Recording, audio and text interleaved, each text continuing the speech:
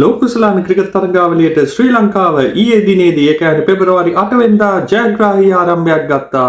අයර්ලන්ත කණ්ඩායම ලකුණු 20කින් පරාජය කරමින් කොළඹ ප්‍රේමදාස ක්‍රීඩාංගණයේ 23000කට අධික ප්‍රේක්ෂක ප්‍රතිචාර මැද ශ්‍රී ලංකාව තමන්ගේ ජයග්‍රාහී ගමන ආරම්භුවා. හැබැයි ඉතින් මෙච්චර උද්දාමයෙන් කතා කරාට අපි උද්දාමයට ලක් වෙන්න හොඳ නෑ. මොකද අපි දන්නවා ශ්‍රී ලංකා ක්‍රිකට් කියන්නේ මොකක්ද කියලා.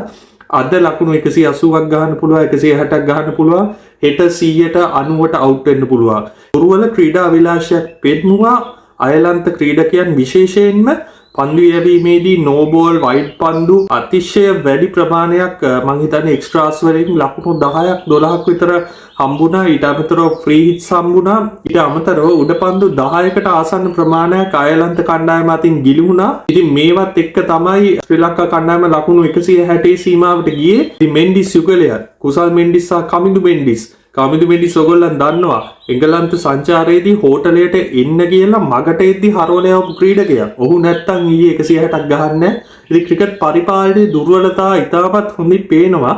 ප්‍රේක්ෂකයන් ඉතාමත් විරුද්ධව හිටගත්ත තමන්ගේ කණ්ඩායමට විරුද්ධව. මේ කියන්නේ මෙහෙමයි ප්‍රේක්ෂකයෝ ආදරේ නැති එක නෙමෙයි. ප්‍රේක්ෂකයෝ ආදරේ වැඩි වුණාම තමයි මේ වගේ විරුද්ධව හිටගන්නේ. ඉතින් ශ්‍රී ලංකා කණ්ඩායමත් ඒකෙන් පන්නරයක් ලබාගෙන ඉතාමත් හොඳින් තරගයට පිවිසුණා. හැබැයි තරගාවලිය ආරම්භයේදීම හැමදාම වගේ අපිට එක දුකක් ගේනවා වනිදු හසරංග. ඉතින් ඔහුට බොහෝ දුරට ලෝකුසලාන් තරගාවලිය මිස් වෙයි.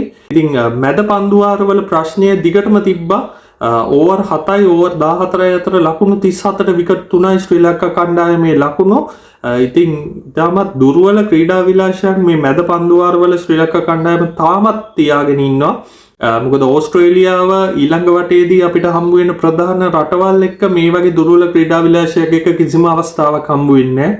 ඉතින් අපි මේ අඩුපාඩු ටික හදාගෙන ඕමාන තරගයට යම් පෙබරවාරි 12 වෙනිදා දවල් 11ට ඕමාන තරගය පවත්වනවා.